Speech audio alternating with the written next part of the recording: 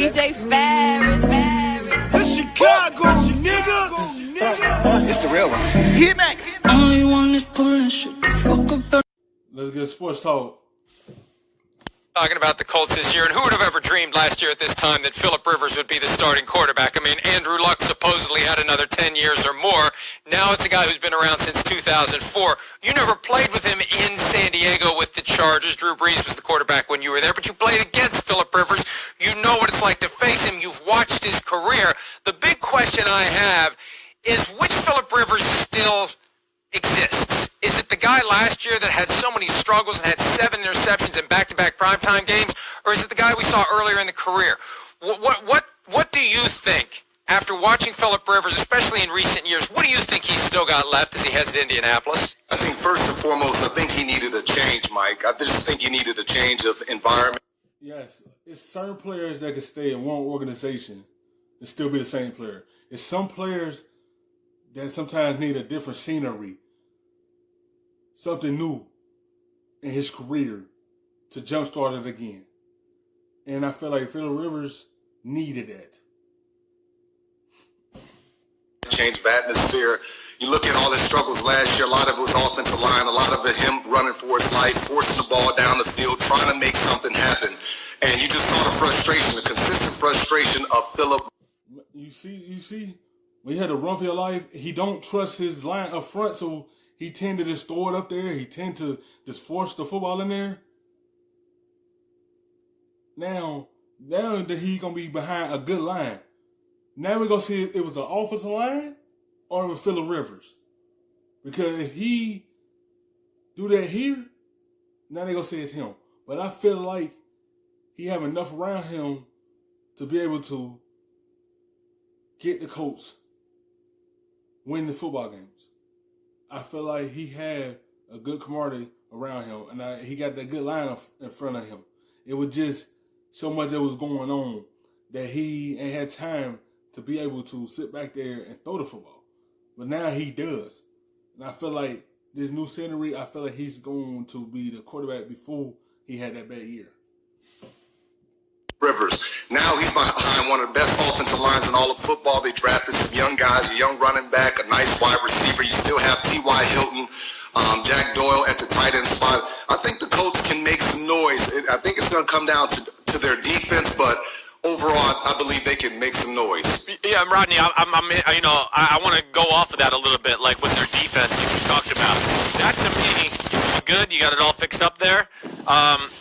Is one of the big questions with them, right? Like difference-making players. They got DeForest Buckner. You know, the secondary I think is a little underwhelming other than Moore. You know, what is your outlook on their defense? We know they got those stud linebackers, but oh damn, we lost them. There he went. Man. We'll get him back. Go ahead, keep going. We'll get him back. Yeah. I wondered why he got up and started moving. I guess he figured something was going on. Maybe somebody was playing Fortnite in the house like you're used to. Yeah, or there he is. What happened? You got us? I got frozen. My internet got frozen. Well, I mean, when you live in a fortress, it's hard to get an internet, connection at times. But Chris, back to my Phillip Rivers point. Go. I think behind the offensive line, with all the young weapons that they have, T.Y. Hilton, I think this offense. Yes, he have another good offense around. You have Doyle, you have Campbell, you got T.Y. Hilton, and you have Mack and Taylor in the backfield. So you got nice young weapons around you to be able to help the Colts make some noise this season. And be really, really good. And I think, after talking to one of my buddies over there in the Colts, they're really excited about Phillip Rivers. They feel like they have a chance. They like his leadership. They like his accuracy. They like everything that he brings. And I think he's going to be really good for him. The defense, though, Rodney, to me, like you said, that's the question. Do you think DeForest Buckner, a guy like Xavier Rhodes on the outside? I question their secondary a little bit. I don't look at that as a top-notch group, maybe. But you think their defense can turn the corner this year and be a little bit more of a force? I look at their defense. I think their defense could be solid. You talk about DeForest Buckner. I think he's a huge addition. He's a guy that reminds me of an ex-teammate of mine, Richard Seymour. A big physical presence in the middle. He's really just bringing that toughness, bringing that ability to play inside, and just that ability to put pressure on the quarterback. I think that was a big pickup for him. Rodney, we've got Phillip Rivers in Indianapolis with a great offensive line, Tom Brady in Tampa Bay with a great set of weapons around him, receivers, tight ends, etc. What do you think is more important and more desired for a quarterback, to have a great line or to have a great set of receivers, tight ends, and running backs? Well, that's difficult. I think it depends, too, on who you are as a quarterback. If you're a quarterback that can't move and you need some protection, and it also depends on the scheme. I mean, if you're one of those teams that get the ball out quick. Because Brady and Rivers don't really move that well. They need offensive line right there with them, because they not them shifty quarterbacks. They not like the Lamar Jacksons. Patrick Mahomes, he can move out of the pocket very well.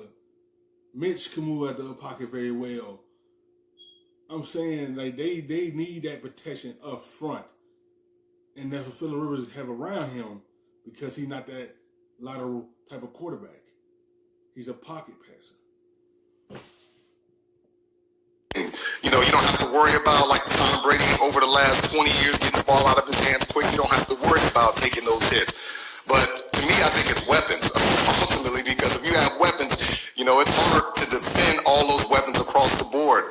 So you have to ask some quarterbacks. I don't know, ask Chris. What would you prefer to have? Well, no, I mean, you said it a little bit. There's a lot of depending factors. I went with the offensive line ultimately just because I kind of just said, you know, if you're saying a great offense, like you're saying, might be able to get away with it. But the normal offenses, the middle-of-the-road average offenses in football, I don't know if they're creative enough to get the ball out of the guy's hands and things like that, to where I go, that's why I'd rather have the pass protection to let things develop down the field, have a little run game with that line up there.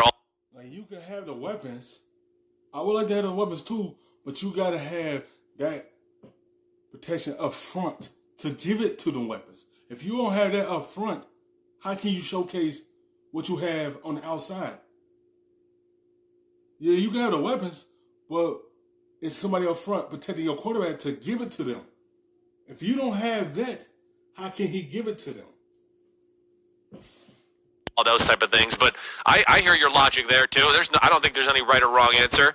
I want to go back to the Colts in the South though a little, Rodney. Like, the South is quietly one of the more intriguing divisions in football in the AFC. You know, Titans, Final Four, Colts. We're talking. I feel like, yes, they have an okay division, but I feel like the tough teams they had to go against in that division is Texas and Tennessee. Jacksonville, we have to see, because there's kind of been some changes there. But I feel like it's a tree division, but I feel like those the two they have to go to win that division. And I feel like the Colts could get it done. About them, we know Deshaun Watson's still there. You know, how do you see it playing out down there? I look at the Colts probably being the third best team in that division. Obviously, Tennessee had a huge year last year. I continue to look for them to get better on offense. I think they're going to be still good on defense. The Texas, man, to me. And I think, Mike, you brought up a very important point yesterday. I caught you guys' show for about 5 minutes, but you talked about a crutch for Deshaun Watson, and that was DeAndre Hopkins. And I think you were spot on. I think now that he's gone, they got all these receivers, these veteran guys, Brandon Cooks, Randall Cobb. I think it's going to make him a better, more complete quarterback, because when he got in trouble, that was his crutch. It was DeAndre Hopkins. I'm going to find DeAndre Hopkins. I'm going to hold the ball to try to make a big play all the time with DeAndre Hopkins. So I think you were spot on yesterday when you talked about that. Hi, I'm Mike Tirico, and thanks for